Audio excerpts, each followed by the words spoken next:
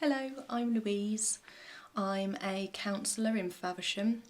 I've been asked by several people over the past few days whether I might be able to perhaps offer some advice or guidance or a bit of support for all of the amazing people who are reaching out to friends or family, co-workers and neighbours at the moment to offer some emotional support and connection.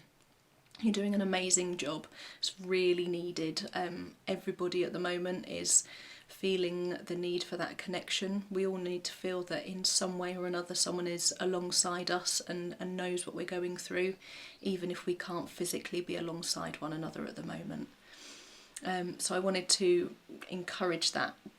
Get out there, get connecting, get talking to people, find out how people are, and also talk to people about how you're doing too.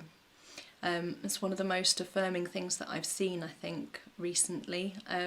With all of the challenge and every difficulty and sort of the really tough feelings, the tough financial pressures, social isolation that we're facing.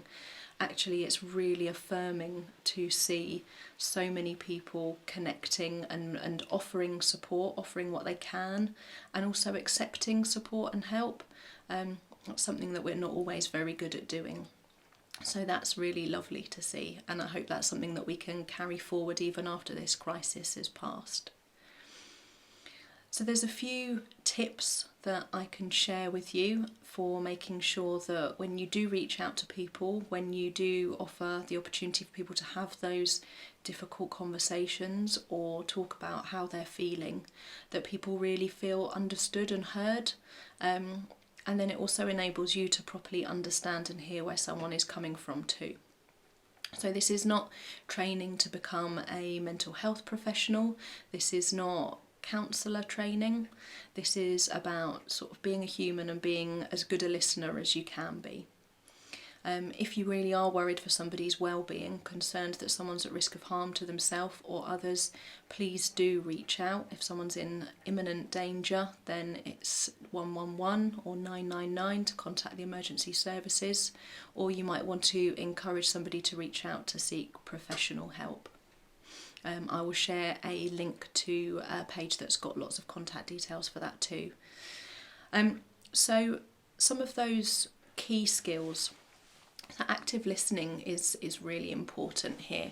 So it's not just listening, it's doing that with the intention of really hearing what somebody is saying, and for that person to feel that you're really engaged and that you've really heard and understood them. And there's a few really simple things that we can do to achieve that.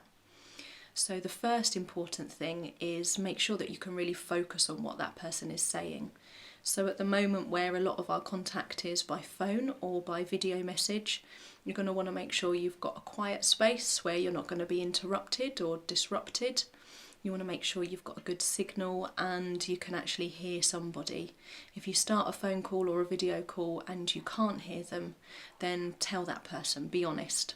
Don't pretend that you can hear what they're saying when actually you're struggling to understand that, because then people could feel misunderstood. It's going to be a lot more hard work for you too. So once you've got that in place and you can actually hear somebody, then you're not going to want to rush in straight in with the difficult questions about how someone's feeling, particularly if you don't know somebody that well. Somebody might need to feel that they can really trust you, to want to open up. So find some common ground. Chat about the weather. We're really good at talking about the weather. It's a nice safe topic of conversation. You might want to talk about what's on the TV, other things that people are going through that's perhaps not as intimate and as personal as how somebody's feeling. And then sometimes that can just be enough to be able to give somebody the opportunity to share how they're doing if they want to. If you show a willingness to listen, that can be really powerful in itself. And you can do that by asking open questions. So as opposed to a closed question, which is a question that either only has a yes or no answer or just one word answer. So an example of that might be, are you feeling anxious today? Somebody's really only got the option of saying yes or no to that. And you might want to ask instead, how are you feeling today? Or tell me how you're doing at the moment. And then that gives somebody the space and the opportunity to respond in their own words and share as much of their experience as they want to and that feels relevant for them.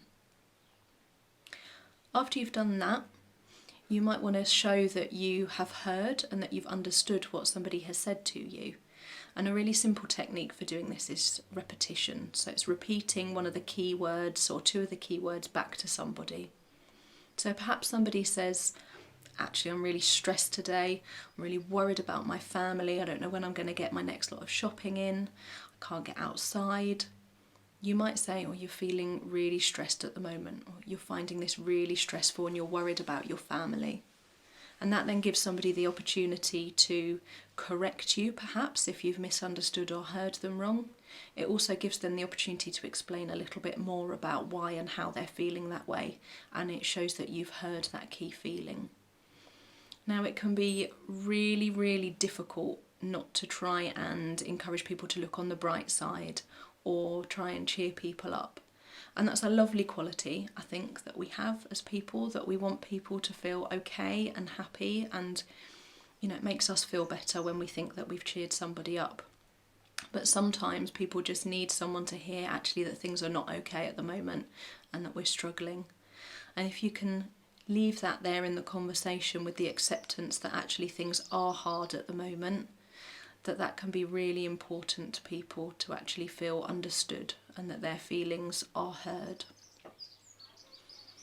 So that could be quite difficult for you as being someone who's providing that emotional support. It might be frustrating, it might bring up things that you're feeling anxious about yourself. You might feel very sad for people, that people are feeling so low or isolated. So it's important that you've got someone to talk to too, that you've got ways of looking after yourself. We can't be there for other people if we don't have the energy and we're not looking after ourselves.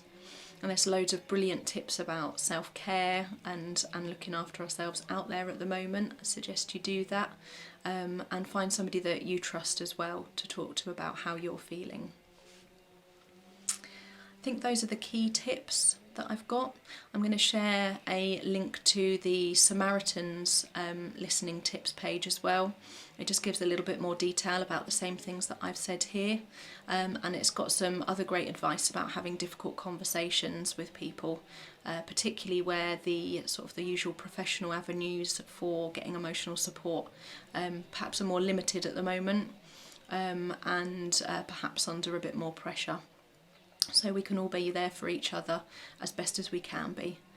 Just to re-emphasise as well that if you are really concerned about somebody's well-being, do encourage them to seek professional help or support, or raise concerns yourself.